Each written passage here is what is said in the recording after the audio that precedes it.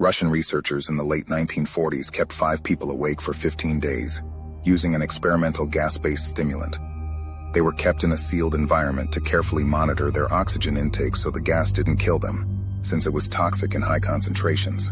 This was before closed-circuit cameras, so they had only microphones and 5-inch thick glass porthole-sized windows into the chamber to monitor them. The chamber was stocked with books, cots to sleep on but no bedding, running water and toilet, and enough dried food to last all 5 for over a month. The test subjects were political prisoners deemed enemies of the state during World War II. Everything was fine for the first 5 days. The subjects hardly complained, having been promised falsely that they would be freed if they submitted to the test and did not sleep for 30 days.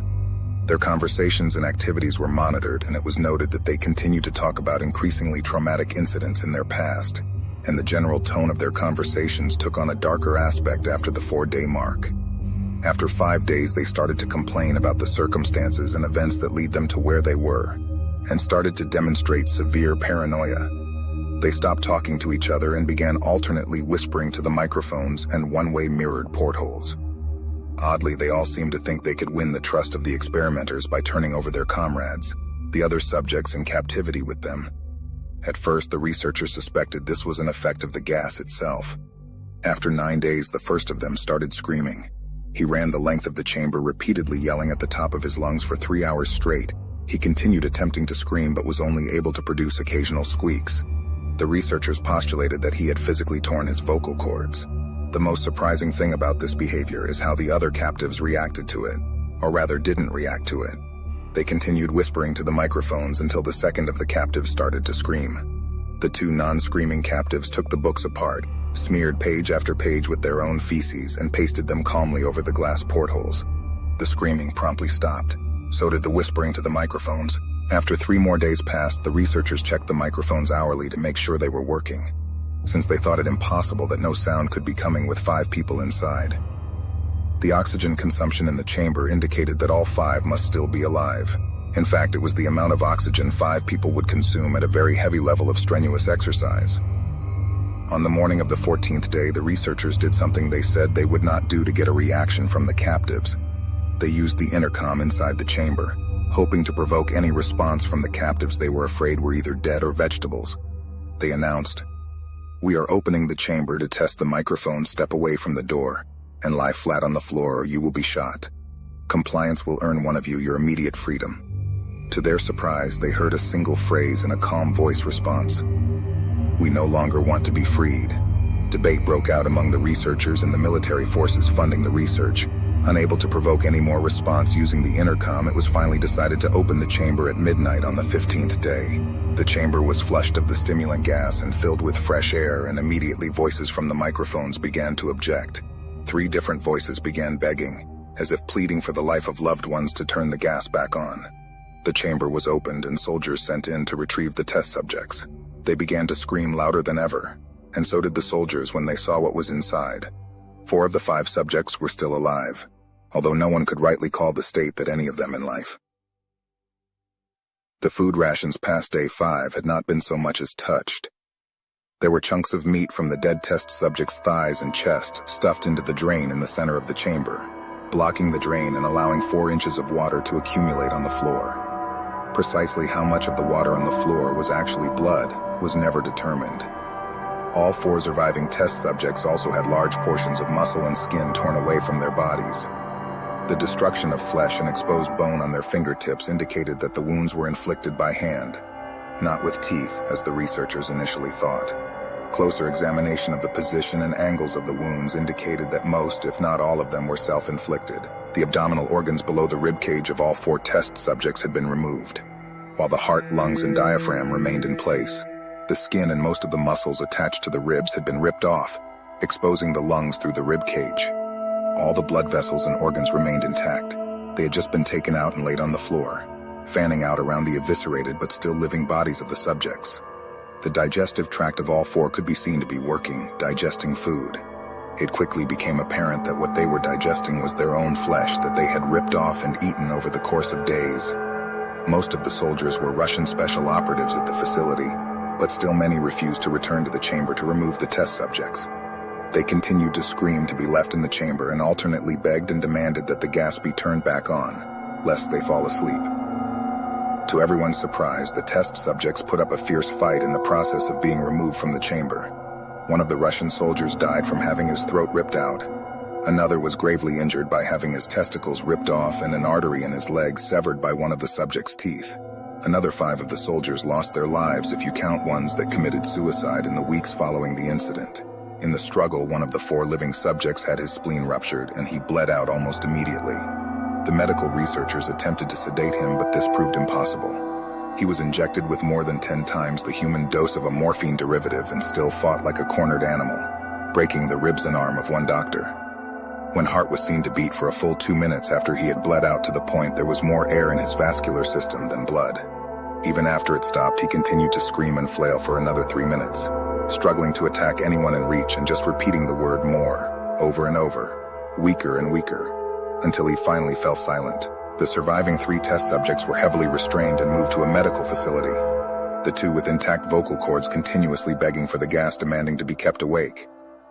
The most injured of the 3 was taken to the only surgical operating room that the facility had.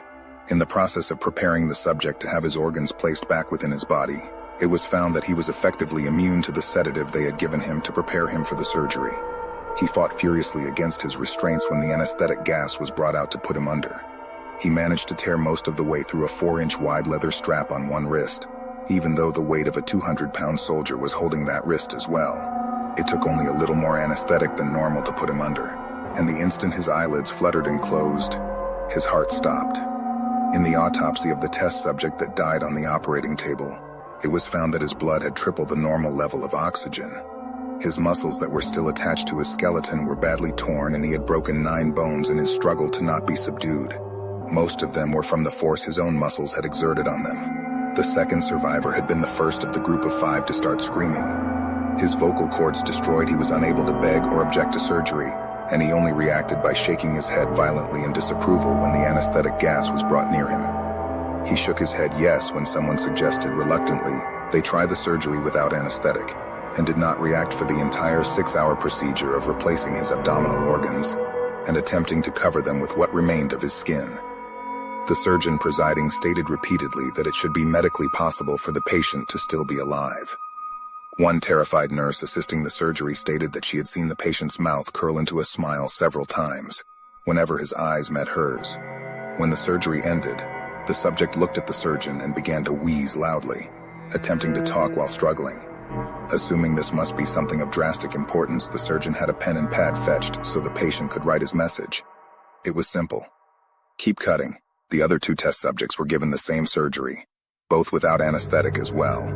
Although they had to be injected with a paralytic for the duration of the operation, the surgeon found it impossible to perform the operation while the patients laughed continuously. Once paralyzed, the subjects could only follow the attending researchers with their eyes.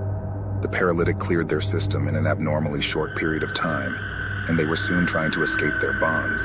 The moment they could speak, they were again asking for the stimulant gas. The researchers tried asking why they had injured themselves, why they had ripped out their own guts, and why they wanted to be given the gas again. Only one response was given: I must remain awake. All 3 subjects' restraints were reinforced, and they were placed back into the chamber awaiting determination as to what should be done with them. The researchers, facing the wrath of their military benefactors for having failed the stated goals of their project, considered euthanizing the surviving subjects. The commanding officer, a former KGB agent, instead saw potential and wanted to see what would happen if they were put back on the gas. The researchers strongly objected, but were overruled. In preparation for being sealed in the chamber again, the subjects were connected to an EEG monitor and had their restraints padded for long-term confinement. To everyone's surprise, all 3 stopped struggling the moment it was let slip that they were going back on the gas. It was obvious that at this point all 3 were putting up a great struggle to stay awake. One of the subjects that could speak was humming loudly and continuously. The mute subject was straining his legs against the leather bonds with all his might. First left, then right, then left again for something to focus on. The remaining subject was holding his head off his pillow and blinking rapidly. Having been the first to be wired for EEG, most of the researchers were monitoring his brainwaves in surprise. They were normal most of the time, but sometimes flatlined inexplicably. It looked as if he were repeatedly suffering from brain death before returning to normal. As they focused on paper scrolling out of the brainwave monitor, only one nurse saw his eyes slip shut at the same moment his head hit the pillow. His brainwaves immediately changed to that of a deep sleep, then flatlined for the last time as his heart simultaneously stopped. The only remaining subject that could speak started screaming to be sealed in now. His brainwaves showed the same flatlines as one who had just died from falling asleep. The commander gave the order to seal the chamber with both subjects inside, as well as 3 researchers. One of the named 3 immediately drew his gun and shot the commander point blank between the eyes, then turned the gun on the mute subject and blew his brains out as well. He pointed his gun at the remaining subject, still restrained to a bed as the remaining members of the medical and research team fled the room. "I won't be locked in here with these things, not with you," he screamed at the man strapped to the table. "What are you?" he demanded. "I must know." The subject smiled. "Have you forgotten so easily?" the subject asked. "We are you. We are the madness that lurks within you all, begging to be free at every moment in your deepest animal mind. We are what you hide from in your beds every night. We are what you sedate into silence and paralysis when you go to the nocturnal haven where we cannot tread." The researcher paused, then aimed at the subject's heart and fired. The EEG flatlined as the subject weakly choked out, "So, nearly free."